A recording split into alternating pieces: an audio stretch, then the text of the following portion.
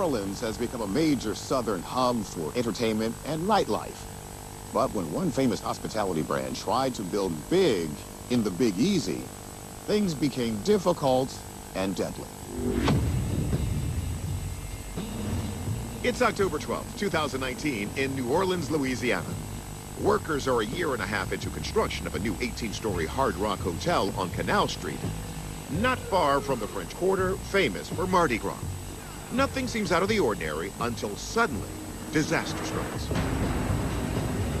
Oh my God. Let's take another look. A driver has his camera out at a stoplight and captures the moment the building partially collapses, the top floors pancaking the others on the way down.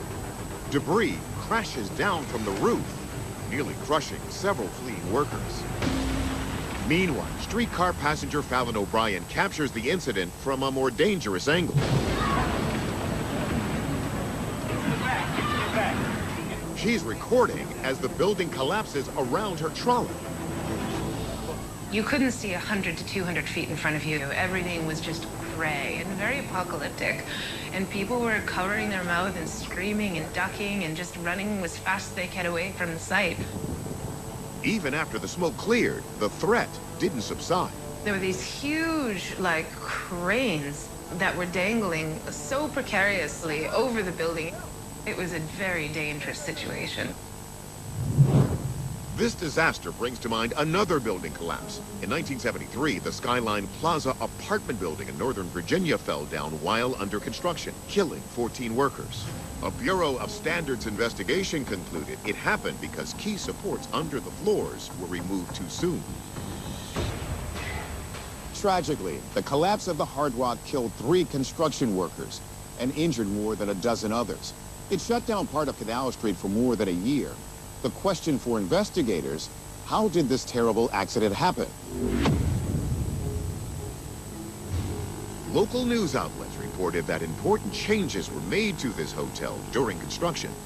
Hard Rock International says they only had a brand licensing deal with the local owners and had nothing to do with construction. They're not currently named in any lawsuits. The owners developing the site, though, were named in a lawsuit alleging there were delays and design changes. The owners apparently asked the architects to increase the height of the ceilings of floors at the top of the hotel. They wanted to have these penthouse floors and added an infinity pool and this rooftop bar, which didn't meet the code standards. According to investigative news reports, after the owners were denied a request to raise the height of the whole building, the design team allegedly found a workaround to add the additional space, making the horizontal beams supporting some floors thinner. They reportedly reduced the size of beams supporting the 17th and 18th floors to 10 inches to make more room for ceiling height. However, the problem was that the newly designed beams were not strong enough to support the weight of those floors. An OSHA citation naming the engineer also found the floor beams on the 16th floor did not meet load requirements. And Mabry says those last-minute adjustments to the top floors may have been what ultimately led to the hotel's downfall. It was the 16th floor that gave way, with the 17th and 18th floor moving in tandem, causing that combined weight to just continue to cascade down that side of the building. The news investigations also yielded another shocking allegation. Inspectors apparently signed off on much of this without doing actual physical inspections. It's been reported that they improperly passed off photos taken by the construction teams as their own. The collapse of this Hard Rock Hotel in New Orleans has really led to people being concerned more about building safety.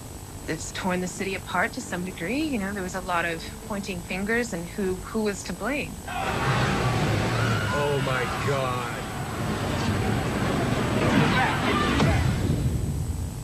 The takeaway? Investigators say this collapse was a result of underrated building materials and code violations. In October 2023, a grand jury voted against any criminal indictments, but civil suits against the developers are in mediation. Now, from a man-made disaster to a natural one. Tornadoes are among the most menacing meteorological events known to man. Some create ferocious interior winds reaching up to 300 miles per hour. We've seen them topple cars, destroy homes, and send objects flying miles away. But I don't know if we've ever seen this. January 7th, 2008. It's an unseasonably warm and stormy day over central Illinois. A freight train is rolling down the tracks near the town of Lawrence, when suddenly the trees sway and debris starts to fly in the air. It's a tornado.